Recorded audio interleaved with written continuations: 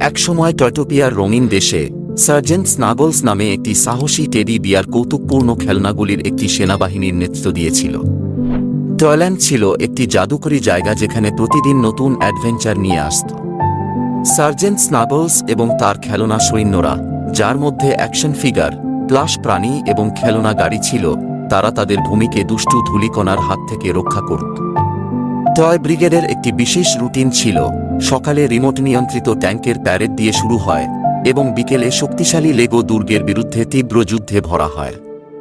তারা স্টিলথ ম্যানুভার এবং টিমওয়ার্ক অনুশীলন করেছিল, টয়টোপিয়াকে রক্ষা করার জন্য সর্বদা প্রস্তুত ছিল।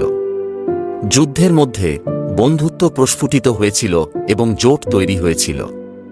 সার্জেন্ট স্নাগলস তার নরম পশম এবং সাহসে পূর্ণ হৃদয় দিয়ে খেলনা সৈন্যদের আনুগত্য এবং স্থিতিস্থাপকতার গুরুত্ব শিখিয়েছিলেন। তারা বিশ্বাসঘাতক পিলো মাউন্টেন নেভিগেট করা এবং বোর্ড গেম ক্লুতে লুকানো গোপন বার্তাগুলি ডিকোড করার মতো চ্যালেঞ্জের মুখোমুখি হয়েছিল। ঋতু পরিবর্তনের সাথে সাথে খেলনা ব্রিগেডের মিশনগুলিও পরিবর্তিত হয়েছিল। তারা কাগজের নৌকায় সাগরের মোজা পেরিয়েছিল, সাহসের সাথে পাজল ব্রিজ পার হয়েছিল এবং এমনকি বিজয় উদযাপনের জন্য একটি দুর্দান্ত কার্নিভালের আয়োজন করেছিল। প্রতি রাতে খেলনাগুলি আলোকিত ক্রিস্টালের চারপাশে জড়ো হয়, গল্প এবং স্বপ্ন ভাগ করে নেয়। শেষ পর্যন্ত টয়টোপিয়া কেবল খেলার ভূমি ছিল না, বরং একটি বিশ্ব যেখানে সেনাবাহিনীর জীবনের অ্যাডভেঞ্চারের মাধ্যমে বন্ধুত্ব তৈরি হয়েছিল।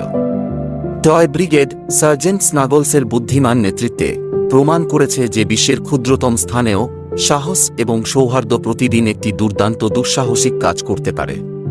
এবং তাই টয়টোপিয়ার সেনাবাহিনীর স্বয়ংকালের গল্পগুলি শিশুদের হৃদয়ে প্রতিধ্বনিত হয়েছিল।